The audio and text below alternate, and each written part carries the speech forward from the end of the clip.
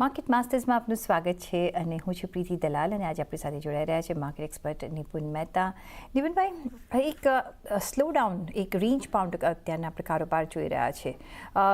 જે અનિશ્ચિતતાઓ છે ટેરિફ અંગેની અને સાથે જે જીઓપોલિટિકલ ટેન્શન્સ છે, ક્રોસ બોર્ડર ટેન્શન્સ છે, એની એક આપણે હવે અસર થતાં માર્કેટમાં જોઈ રહ્યા છે એવું તમને લાગી રહ્યું છે? Good afternoon Pritiben. I think clearly એક જીઓપોલિટિકલ ઇશ્યુઝના કારણે એક માર્કેટમાં થોડું પ્રેશર છે, થોડું ટેન્શન છે, એન્ઝાયટી છે. પણ ઓવરઓલ આપણે થોડા દિવસોથી આપણે જે એફઆઈ બાઇંગ જોઈ રહ્યા છીએ, એક બ્રોડલી થોડી નર્વસનેસ દૂર થતા જોઈ છે. જે પહેલાં જે નર્વસનેસ હતી ટેરિફ્સ રિલેટેડ, એ થોડી ઓછી થઈ લાગે છે. જે મેક્રો ડેટા જે આવેલો છે હમણાં પાછલા થોડા દિવસોમાં, એ પોઝિટિવ છે. આપણે જોઈએ તો જીએસટી કલેક્શન ઘણું સારું થયું છે. બ્રોડલી ડિરેક્ટ ટેક્સ કલેક્શન પણ ઘણું સારું થયેલું. રિઝલ્ટ્સ છે એ એક મિક્સ્ડ સેટ ઓફ રિઝલ્ટ્સ છે. કોઈ આઉટસ્ટેન્ડિંગ રિઝલ્ટ્સ ઘણી ઓછી કંપનીઝના એ રીતે ગણી શકાય કે ઘણા ઓછા સેક્ટર્સના ગણી શકાય. જે ટેરિફની રિલેટેડ અનસર્ટન્ટી હતી એ ડેફિનેટલી ઓછી થતી જાય છે. બ્રોડલી આઈ થિંક એક જીઓપોલિટિકલ ઇશ્યુઝના કારણે જે ઇમ્પેક્ટ આવી શકે ઇકોનોમી ઉપર, અને એ પણ બહુ સિગ્નિફિકન્ટ ઇમ્પેક્ટ તો ક્લિયરલી લાગતો નથી. નહીં તો માર્કેટમાં ઘણી વધારે વેચવાલી આવી હોત. પણ એક નર્વસનેસ ક્લિયરલી હોય છે. At the same time domestic institutions છે, ફોરેન ઇન્સ્ટિટ્યુશન્સ છે, એ લોકોની લેવાલીના કારણે એક પોઝિટિવ માહોલ બિલ્ડ બ્રોડલી પાછલા થોડા દિવસમાં થયું છે. પણ એક જ્યાં સુધી હોસ્ટિલિટીઝ કે એક ઇન્ડિકેશન ના આવે કે જીઓપોલિટિકલ ઇશ્યુઝમાં શું થઈ શકે છે, ત્યાં સુધી એક થોડી નર્વસનેસ માર્કેટમાં જરૂર રહેશે. તો જીઓપોલિટિકલ ટેન્શન્સ યસ અત્યારના માર્કેટને એક નર્વસ બનાવી રહ્યા છે ને એક સારું એવું અહીંયા સેન્ટિમેન્ટ્સમાં આપણે બદલાવ જોઈ રહ્યા છીએ. પણ તમે કહ્યું Q4ના નંબર્સ, એફઆઈની ખરીદી અત્યારના જોવા મળી રહી છે. કઈ રીતના આ પરિબળો માર્કેટને થોડું ઓક્સિજન આપી શકે છે? કારણ કે અહીંયા આપણે જોયું છે કે ડીઆઈએસ ઓલવેઝ ખરીદી કરતા રહ્યા છે અને હજી પણ લિક્વિડિટી પર સે આપણને કોઈ પ્રોબ્લેમ જોવા નથી મળ્યો. કયા એવા પોઝિટિવ ફેક્ટર છે જે માર્કેટને અગેન એક પોઝિટિવ ગ્રાઉન્ડ પર મૂકી શકે છે? બિસાઇડ્સ ઓફકોર્સ આ એક ક્રોસ બોર્ડર ટેન્શન્સ તો છે જ. સો આઈ થિંક બીજા પોઝિટિવ ફેક્ટર્સમાં જેમ આપણે વાત થઈ, જીએસટી ઓફકોર્સ કલેક્શન ઘણું સારું હતું. અધર દેન દેટ જે કરન્સી મુવમેન્ટ થઈ છે, જે રૂપી એપ્રિસિએશન થયું છે, એના કારણે જે બ્રોડલી કરંટ અકાઉન્ટ ડેફિસિટ પહેલાં હતું એના કરતાં ઘટી શકે છે.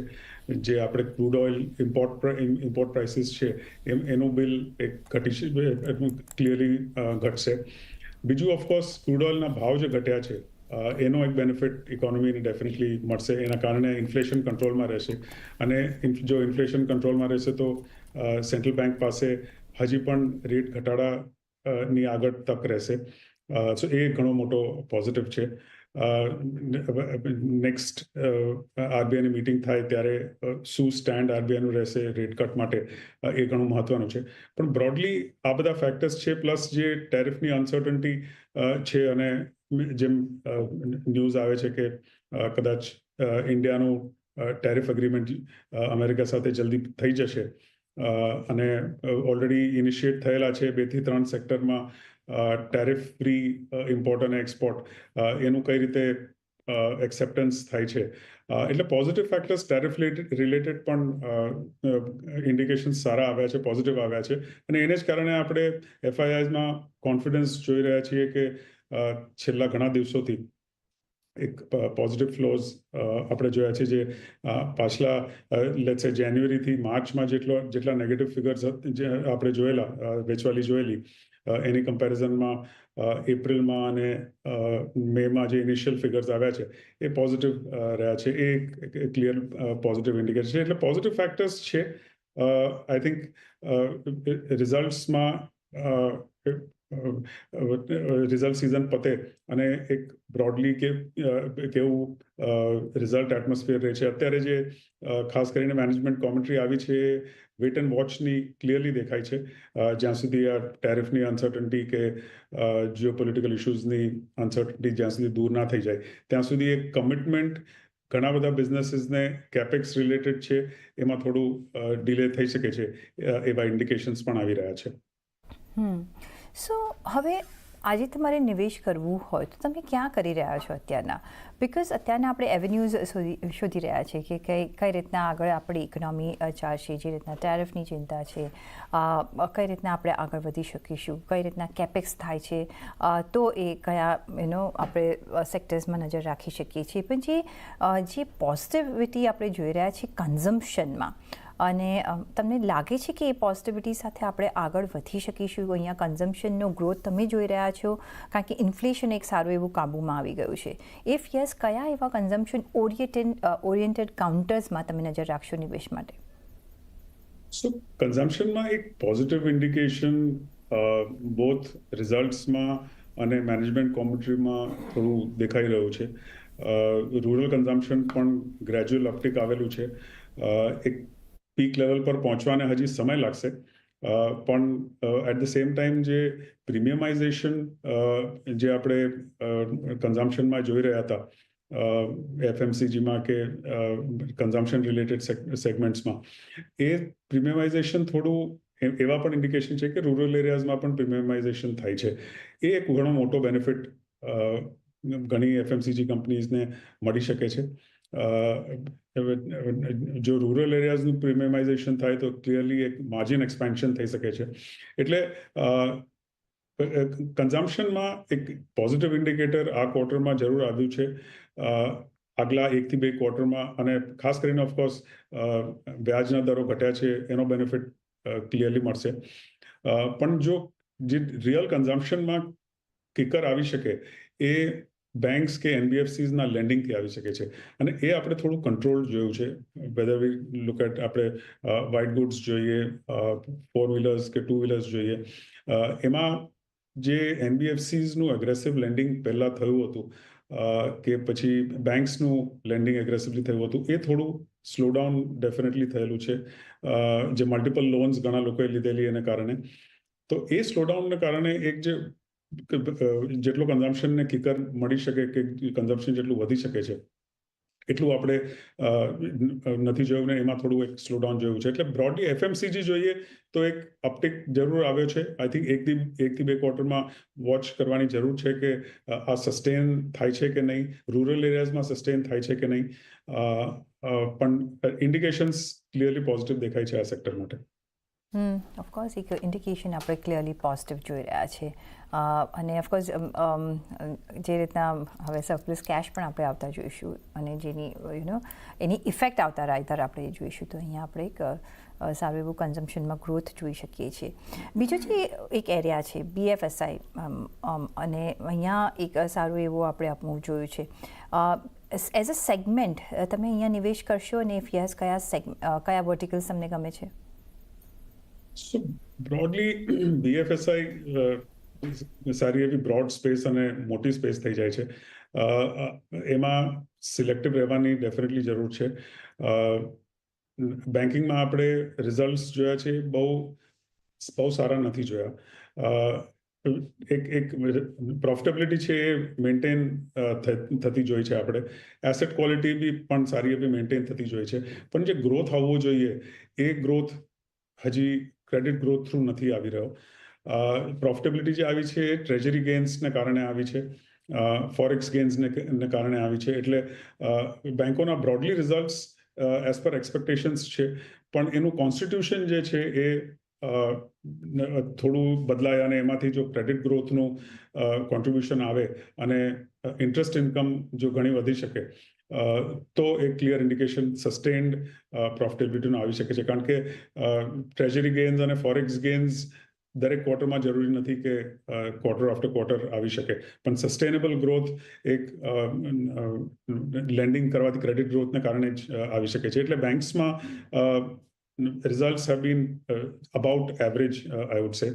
ઓફકોર્સ બીજા બધા સેગમેન્ટ્સમાં ઇન્સ્યોરન્સ જોઈએ તો કે એસેટ મેનેજમેન્ટ જોઈએ, એ બધા સેગમેન્ટ્સમાં ડિસન્ટ ગ્રોથ, સારો ગ્રોથ આપણે બ્રોડલી જોયો છે. માઇક્રો ફાઇનાન્સ કંપનીઝ કે હાઉસિંગ ફાઇનાન્સ કંપનીઝમાં જોઈએ તો પહેલાં પણ આમાં વાત થયેલી છે, જે સેન્ટ્રલ બેન્કે જે થોડી રોક મૂકેલી લેન્ડિંગ માટે, એને કારણે એ લોકોની બુક સાઇઝ બહુ વધી નથી. પ્રોફિટેબિલિટી માં પણ એક જે ડિસેમ્બર ક્વાર્ટરમાં પણ પ્રોવિઝનિંગ આપણે સારું એવું જોયું હતું, માર્ચ ક્વાર્ટરમાં પણ થોડું ઘણું થયેલું છે.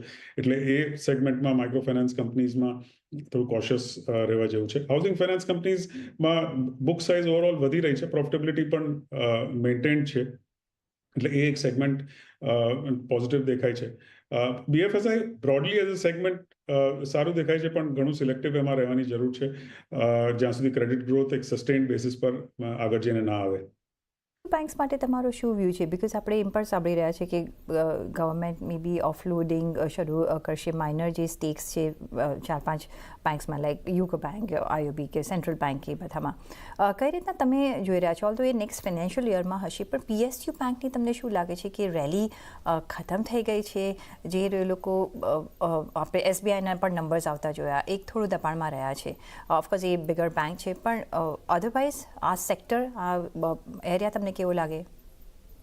સો PSU બેંક્સમાં આપણે પાછલા ઘણા ક્વાર્ટર્સથી સારા રિઝલ્ટ જોયા છે, એસેટ ક્વોલિટી ઇમ્પ્રૂવ થતા જોઈ છે. આ વખતે પણ એસેટ ક્વોલિટી બ્રોડલી ઇમ્પ્રૂવ થઈ છે. 2-3 બેંક્સના રિઝલ્ટ, પ્રોફિટ્સ પણ જમ્પ થયા છે, અને PSU બેંક્સમાં આઈ થિંક જે રિસેન્ટ સ્ટીલ કંપનીમાં સુપ્રીમ કોર્ટનું જજમેન્ટ આવ્યું, એને કારણે થોડું એક કે 2 ક્વાર્ટરમાં કદાચ ઇમ્પેક્ટ આવી શકે છે પ્રોવિઝનિંગનું.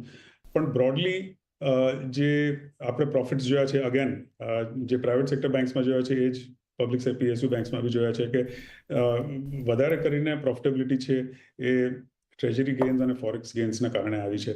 અને એ જે એક વ્યાજના દર જ્યારે ઘટે ત્યારે એ લોકોને ફાયદો તો ડેફિનેટલી થતો હોય છે, બેંકોને, PSU બેંક્સને. પણ આ ઓવરઓલ સિનેરિયોમાં આઈ વુડ થિંક PSU બેંક્સને વધારે બેનિફિટ મળશે, અને ઓવરઓલ એ લોકોની એસેટ ક્વોલિટી જે હવે એકદમ બેલેન્સ શીટ્સ ક્લીન થઈ ગયા છે અને સુધરી ગયા છે, એને કારણે જ્યારે અપટેક આવશે ત્યારે PSU બેંક્સમાં એક ગ્રોથ મોમેન્ટમ વધારે સારું આવશે, એવી અમારી ધારણા છે. ઓકે, તો PSU બેંકમાં એક એસેટ ક્વોલિટીમાં આપણે સુધારો જોયો છે, અને જ્યારે અપટેક આવશે ત્યારે અહીંયા આપણે વધારે એક મૂવમેન્ટ અને સુધારો જોઈ શકીએ છીએ આ સેક્ટરમાં. તો યસ, એક નિવેશ અહીંયા આપણે કરી શકીએ છીએ. પણ એ સાથે જ અહીંયા એક બ્રેકનો સમય થઈ ગયો છે. બ્રેક લઈને પાછા ફરીશું. જોડાયા રહેજો મારી સાથે.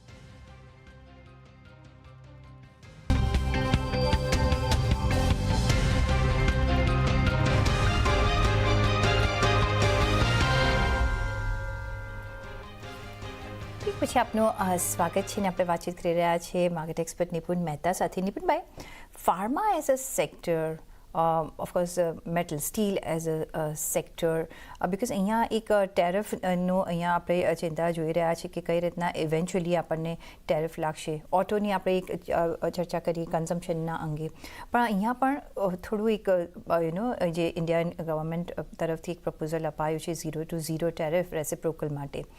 કઈ રીતના હવે એનું આઉટકમ શું આવે છે આપણે ઓફકોર્સ ધ્યાન રાખવાનું રહેશે. પણ આ ત્રણેય સેક્ટર્સમાં તમે નિવેશ કરશો હમણાં? સો આઈ થિંક ફાર્મા અને મેટલ્સમાં તો ક્લિયરલી ઓપોર્ચ્યુનિટી દેખાય છે કે આધર રેસિપ્રોકલ ટેરિફ્સ થાય. ફાર્માસ્યુટિકલ સેક્ટર એક એવું છે જેમાં બહુ વધારે જો ટેરિફ જો ઇમ્પોઝ થાય તો જેટલું સ્પેન્ડિંગ હેલ્થકેર ઉપર અમેરિકામાં છે એને કારણે એક ઓવરઓલ ડેફિસિટ ઉપર કે જે સ્પેન્ડિંગ હેલ્થકેરનું સ્પેન્ડિંગ છે એના પર ઘણો મોટો ઇમ્પેક્ટ આવી શકે છે. એને કારણે બહુ વધારે tariff pharma as a sector as a space પર બહુ નાખી શકાય એવી શક્યતા ઓછી લાગે છે કે હેવી ટેરિફ્સ કદાચ ના આવે. અને જો ઓફકોર્સ ઝીરો રેસિપ્રોકલ ટેરિફ્સ આવે તો ઇવન વધારે બેનિફિટ થઈ શકે એવું છે. પણ I think broadly like I said, I think જે ફાર્મા અને મેટલ સ્પેસમાં, ઇવન મેટલ્સમાં સિમિલર સિચ્યુએશન. આપણો ત્યાંથી મેટલ્સનો ઇમ્પોર્ટ એટલો વધારે નથી, એટલે ડોમેસ્ટિક મેટલ સેક્ટર પર એટલો નેગેટિવ ઇમ્પેક્ટ ના આવી શકે. પણ એટલીસ્ટ ઝીરો ટેરિફ્સ ઉપર જો એક્સપોર્ટ થઈ શકે તો એનો એક ડેફિનેટલી બેનિફિટ થઈ શકે છે. એટલે બોથ ફાર્મા અને મેટલ્સમાં જો એ રીતે રેસિપ્રોકલ ટેરિફ્સ હોય તો ઘણો બેનિફિટ મળે છે. ઓટોઝમાં આઈ વુડ થિંક હજી પણ આપણા ઇન્ડિયન એક્સપોર્ટ્સ યુએસમાં એટલા બહુ વધારે નથી, એટલે એના પર જે ઓવરઓલ ઇમ્પેક્ટ છે એ જે ત્યાંથી ઇમ્પોર્ટ થાય, અહીંથી એક્સપોર્ટ બહુ લિમિટેડ થાય છે, ત્યાંથી ઇમ્પોર્ટ જો થાય અને એ જેના પર અમેરિકાનો વધારે ફોકસ છે કે અહીંયા ટુ વ્હીલર્સ કે સ્પેસિફિક બ્રાન્ડ્સની ના ટુ વ્હીલર્સ અહીંયા વેચાય અને એમાં ટેરિફ્સ ઓછી લાગે, એ વધારે અમેરિકાને બેનિફિટ થાય એવું છે. ઇન્ડિયન સેગમેન્ટને એટલું બેનિફિટ, લિમિટેડ બેનિફિટ થાય એવું છે. ઓફકોર્સ એક નવું માર્કેટ ઓપન થઈ જાય છે, એને કારણે જે નંબર્સમાં એક્સપેન્શન થઈ શકે વિધિન ધી ઓટો સ્પેસ, એ એક મોટો બેનિફિટ થઈ શકે. પણ બ્રોડલી આઈ વુડ થિંક જો ઝીરો રેસિપ્રોકલ ટેરિફ્સ અગ્રી થાય તો આ ત્રણેય સેક્ટર્સને એક બેનિફિટ તો ડેફિનેટલી મળી શકે છે. ઓકે, તો જો ઝીરો ટેરિફ પર જો વાટાઘાટ થાય છે, સેટલ થાય છે, તો એક સારું એવું અહીંયા એડવાન્ટેજીસ પોઝિશનમાં ત્રણેય સેક્ટર્સને મૂકી શકે છે. ડિફેન્સ, અહીંયા આપણે સારી એવી ગતિવિધિઓ જોઈ રહ્યા છે અને સારું એવું અહીંયા એક્સપેન્શન જોઈ રહ્યા છે. અહીંયા જે કાઉન્ટર્સમાં છે આપણે સારી એવી ઓર્ડર્સ જોઈ રહ્યા છે. કઈ રીતના તમે જોઈ રહ્યા છો ડિફેન્સ એઝ અ સેક્ટર? તમને ગમે છે? અત્યારના બી તમે નિવેશ કરી રહ્યા છો, અહીંયા તમે પ્રિફર કરશો? I think defense as a sector, to some extent, valuation-wise stretched લાગે છે, પણ ઓવરઓલ જેટલું એમાં વિઝિબિલિટી ઓફ અર્નિંગ્સ દેખાય છે, વિઝિબિલિટી ઓફ ગ્રોથ દેખાય છે આગલા 3 થી 5 વર્ષમાં, એ ઘણું સારું દેખાય છે. જે ઓવરઓલ વેધર આપણે એક્સપોર્ટ ઓર્ડરમાં ગ્રોથ જોઈએ કે ઓવરઓલ ગવર્મેન્ટ ઓર્ડર્સ છે એમાં ગ્રોથ જોઈએ કે એક બ્રોડલી રીઅલાઇનમેન્ટ ઓફ બિઝનેસીસ થાય છે કે પછી ઇવન એક્વિઝિશન ટ્રાન્ઝેક્શન્સ આપણે જોયા છે, થોડા નાના ટ્રાન્ઝેક્શન્સ છે પણ એમાં એક અલાઇનમેન્ટ ઓફ બિઝનેસ માટે. આઈ થિંક જે ઓવરઓલ ઓપોર્ચ્યુનિટીઝ ડિફેન્સની છે, નોટ જસ્ટ ગિવન કે જીઓપોલિટિકલ અનસર્ટન્ટી ઇન્ડિયામાં છે, પણ ગ્લોબલી આઈ થિંક જે અનસર્ટન્ટીના કારણે ડિફેન્સ પર સ્પેન્ડિંગ થાય છે કે પછી even whether it relates to, let's say, whatever, ships, helicopters, આ બધા સેગમેન્ટ્સ જે છે, અને નોટ નેસેસરીલી ડિફેન્સ રિલેટેડ, પણ આ બધી કંપનીઝ જેમાં આ પ્રોડક્શન થાય છે, એટ ધ સેમ ટાઈમ એનું સોફ્ટવેર છે, એમાં ઘણી કંપનીઝ પાર્ટિસિપેટ કરે છે પ્રાઇવેટ સેક્ટરની. એટલે it's not just the PS public sector defence companies પણ પ્રાઇવેટ સેક્ટરમાં બી જેમાં બી પ્રેઝન્સ છે એમાં પણ ઓર્ડર ફ્લો સારો દેખાય છે. So I think defence as a space ઘણો પોઝિટિવ દેખાય છે. આગલા 3 થી 5 વર્ષ માટે જે નંબર્સ આવી શકે છે, જો એમાં એક્ઝિક્યુશન ટાઈમલી થાય, ઓર્ડર્સનો કેન્સલેશન ના થાય કે પેમેન્ટ્સ જો ટાઈમમાં આવતું હોય, કારણ કે આમાં ઘણા ગવર્મેન્ટ્સ ઇન્વોલ્વ હોય છે, weather it is Indian government કે પછી બહારની ગવર્મેન્ટ હોય, જો પેમેન્ટ ટાઈમલી થઈ શકે અને એક્ઝિક્યુશન ટાઈમલી થાય તો I think defence as a સેક્ટરમાં ઘણી વધારે ઓપોર્ચ્યુનિટી દેખાય છે over a period of time. So નિપુણભાઈ, તો કયા એવા સેક્ટર્સ તમે જોઈ રહ્યા છો કે તમારે અત્યારના ઇન્વેસ્ટેડ રહેવું જ જોઈએ અને ક્યાં ઓપોર્ચ્યુનિટીઝ આગળ જતા દિવસોમાં આપણે શોધવી જોઈએ? તમને જેટલા બી અત્યાર સુધીના ફોર્થ ક્વાર્ટરના નંબર્સ આવ્યા છે એના બેઝિસ પર કે ગ્રોથ સ્ટોરી પર જો ધ્યાન રાખવું હોય તો કયા એવા સેક્ટર્સ છે કે જે મિસ આઉટ ન જ કરવા જોઈએ? સો ફોર્થ ક્વાર્ટરના રિઝલ્ટ્સ આવ્યા છે, એમાંથી એક વસ્તુ ક્લિયરલી સ્ટેન્ડ આઉટ થાય છે કે ઘણી ઓછી કંપનીઝના સ્ટેન્ડ આઉટ રિઝલ્ટ્સ કે much better than expected results કે પ્રોફિટેબિલિટી આવી છે. એટલે જ્યારે સ્ટોક પ્રાઇસ મૂવમેન્ટ આગલા થોડા મહિનાઓમાં થશે એ ઘણું સિલેક્ટિવ થશે. વિધિન લેટ્સ સે એઝ એન એક્ઝામ્પલ આપણે જોઈએ તો આઈટી સ્પેસમાં જોઈએ તો ઘણી કંપનીઝનું રિલેટિવલી ફ્લેટ ગ્રોથ આવેલો છે કે ઘણો limited growth, બેરલી single digit growth આવેલો છે. એમાં જ એ જ સેક્ટરમાં કોઈ નાની કંપની છે, પ્રોડક્ટ બેઝડ કંપની છે કે depending on main business model એનું કેવું છે, વિધિન આઈટી સ્પેસ ઓલ્સો ઘણા સારા રિઝલ્ટ્સ આપણે જોયા છે. સેમ આપણે જોઈએ તો in other sectors as well એ જ રીતે થયું છે કે ઘણા selective profitability within the space આવી છે. એટલે I think rather than broadly એક સેક્ટરલ પ્લે જોવા કરતાં ઇન્ડિવિજ્યુઅલ સ્ટોક પ્લે, કંપનીના રિઝલ્ટ્સ પ્રમાણે જોવાની ઘણી વધારે એક બોટમ અપ અપ્રોચ કરવાની જરૂર છે. એમાં પછી ડિફેન્સ સેક્ટર હોય, કેપેક્સ હોય, ઇન્ફ્રાસ્ટ્રક્ચર રિલેટેડ હોય, પાવર રિલેટેડ હોય, ફાર્માસ્યુટિકલ્સ હોય, આઈટી રિલેટેડ હોય, આઈ થિંક વિધિન આ બધા સેગમેન્ટ્સમાં સિલેક્ટિવલી કંપનીઝે સારું પરફોર્મ કરેલું છે. એટલે આઈ થિંક એક બોટમ અપ અપ્રોચ રાખીને સિલેક્ટિવ કંપનીઝમાં આપણે નિવેશ કરીએ આગલા થોડા મહિનામાં તો એ વધારે પ્રોફિટેબલ અને ફ્રૂટફુલ રહેશે. ઓકે. સાથે જે આપણે જે રેલી અત્યારના સો કોલ્ડ આપણે જોઈ અને આગળ જતાં પણ કદાચ જ્યારે આ જીઓપોલિટિકલ ટેન્શન્સ જો ઓછા થાય છે કે એક વખત એમાં સિચ્યુએશનમાં આપણે સુધારો આવે પછી જો જોઈ શકીએ છીએ અહીંયા એક રેલી તરફ જો આગળ વધીએ, કારણ કે આપણે ફંડામેન્ટલ્સ આર વેરી સ્ટ્રોંગ. અને તમે જેમ પોઈન્ટ આઉટ કર્યું કે જીએસટી કલેક્શન હોય કે ઇન્ફ્લેશન પોઈન્ટ ઓફ વ્યૂ હોય, કઈ રીતના તમે જોઈ રહ્યા છો China+1, Europe+1 અને જે PLI સ્કીમ્સ છે ને એની અંડર જે આપણે કામ કરી રહ્યા છે, જ્યારે આ બધા ટેન્શન દૂર થશે તો ખુલી જશે, એક્સપોર્ટ માર્કેટ પણ ખુલી જશે અને અનસર્ટનિટી થોડી ઓછી થશે. કયા સેક્ટરમાં પહેલો આપણે બેનિફિટ જોઈ શકીએ છીએ? તમને શું ટેક્સટાઇલ જે આપણું ટ્રેડિશનલ એમાં આપણે એક્સપર્ટીઝ રહી છે, શું તમને કામકાજ કરવાનું પસંદ પડશે કે જેવી રીતે ઇલેક્ટ્રોનિક્સમાં હમણાં એક્ઝામ કરી નાખ્યું છે, ક્યાં તમને ત્યાં પસંદ પડશે? કયા એવા એરિયાઝ તમે જોઈ રહ્યા છો?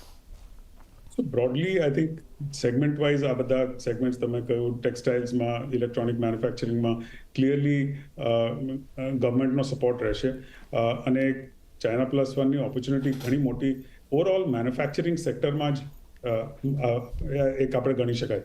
મહત્વનું એ રહેશે કે ગવર્મેન્ટનો સપોર્ટ કેટલો હોય છે in terms of ease of doing business in all of this, અને PLI સ્કીમ્સમાં તો આપણે ગવર્મેન્ટનો ઘણો સારો સપોર્ટ જોયો છે.